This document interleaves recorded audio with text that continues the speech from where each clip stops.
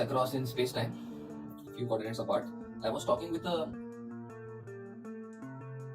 friend, and we were discussing about, or rather, I had some opinion and some things to say about taking up a job that would pay us, let's say, 200,000 US dollars as of this is January 2021. Today is being the 25th of January 2021. So a job that pays a person 200,000 US dollars per annum and occupies, let's say, 8 to 9 hours on a daily basis, sometimes half of the weekend or something like that. Is the job worth it compared to freelancing for, let's say, $100,000 per year, wherein one can work approximately 20 hours a week or something like that, essentially speaking? Well, I would like to put forward and document a method or a framework that can be useful for people who are facing this particular dilemma. And that particular framework is the framework of calculating the money value of your own time. So every person can decide and should decide what is the monetary value of their own time. So currently I value my own time at $10,000 per hour. So any task that is below $10,000 per hour should be outsourced by me. Like any task that is cheaper than $10,000 per hour should be actually outsourced by me, unless I actually want to go ahead and do that task. That is the correct way to think about time. And every person should think about their own time in this particular manner, because time is the life force. Like time is what we have in this life, essentially speaking. We have a certain amount of time, and that's about it.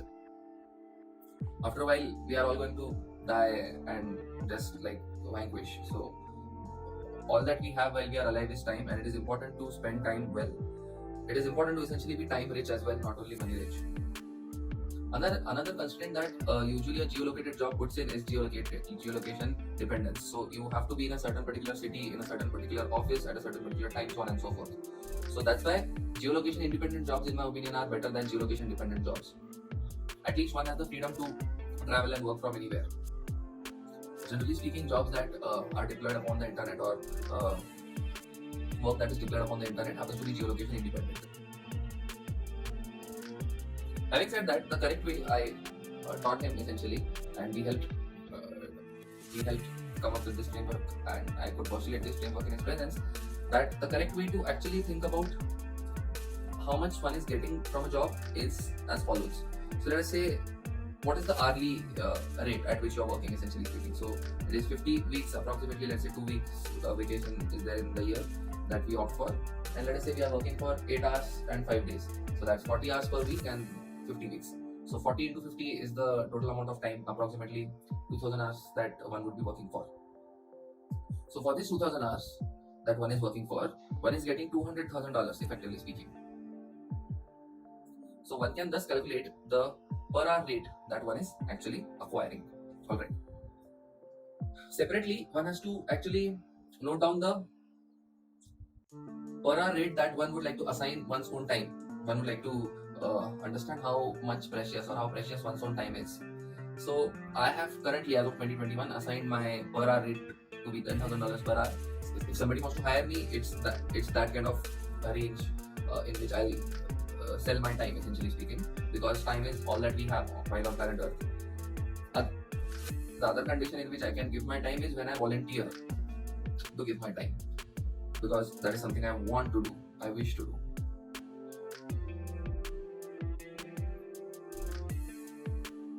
Let us say, essentially speaking, there is a $100,000 freelancing gig or freelancing career option that is available, that works on the internet and is also geolocation independent, and maybe in 20 hours per week that particular option can be acquired and accomplished and executed.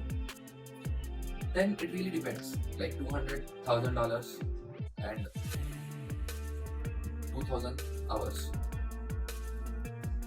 So the rate that we are essentially getting out of this is approximately $100 per hour, give and take, like not factoring taxes and other things, etc. So is the value of our time worth $100 per hour, or is it more than $100 per hour, or is it less than $100 per hour, or what is it exactly?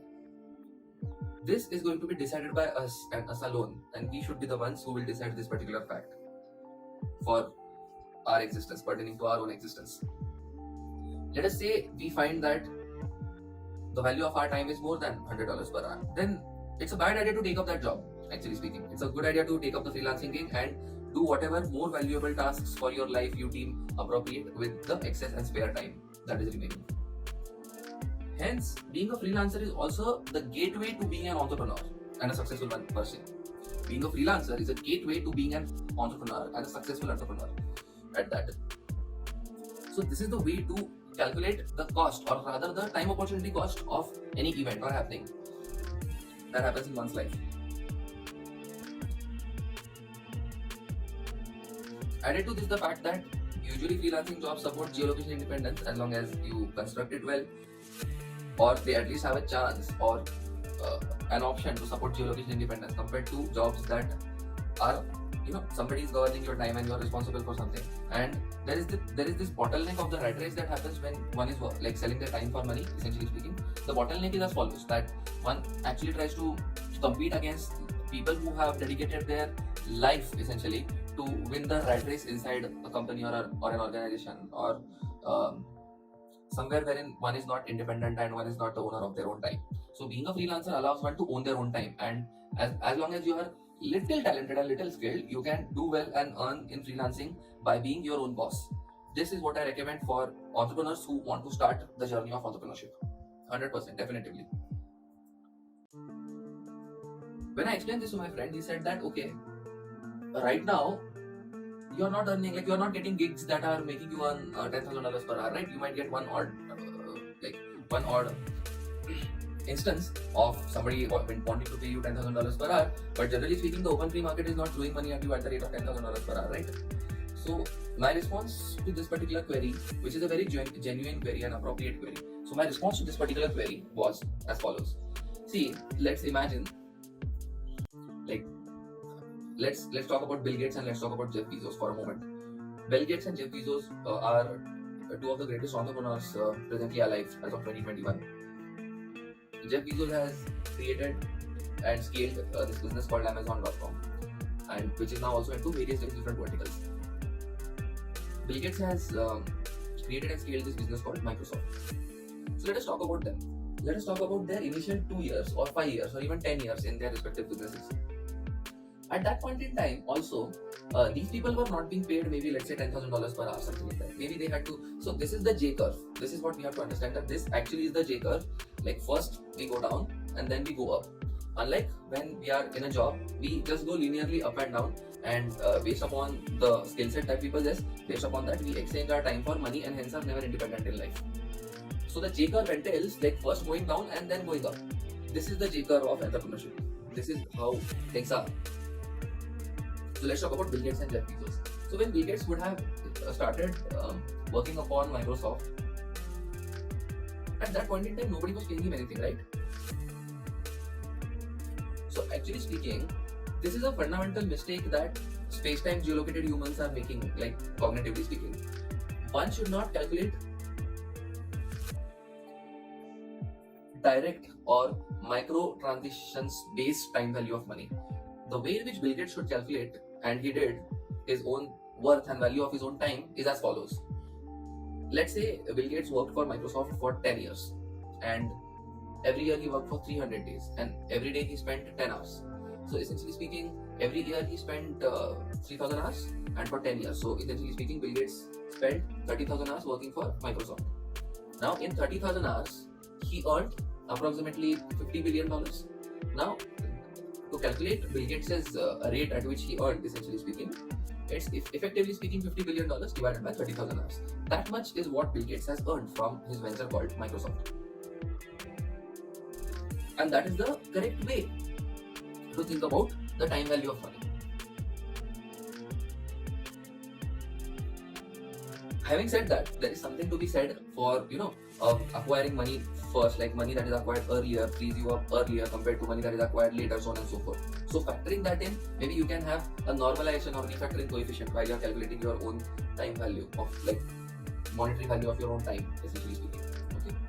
But in general, quote unquote, in general, the way to calculate is not your current per hour rate, but all across your lifetime, whatever are the activities that you indulge into. Those particular activities lead to some financial consequence or outcome, right? What is the total financial consequence or outcome of all the activities that you indulge in over the lifetime?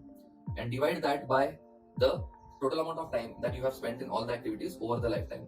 That is essentially effectively your time value or monetary value of your time. And that is the correct way to think about it.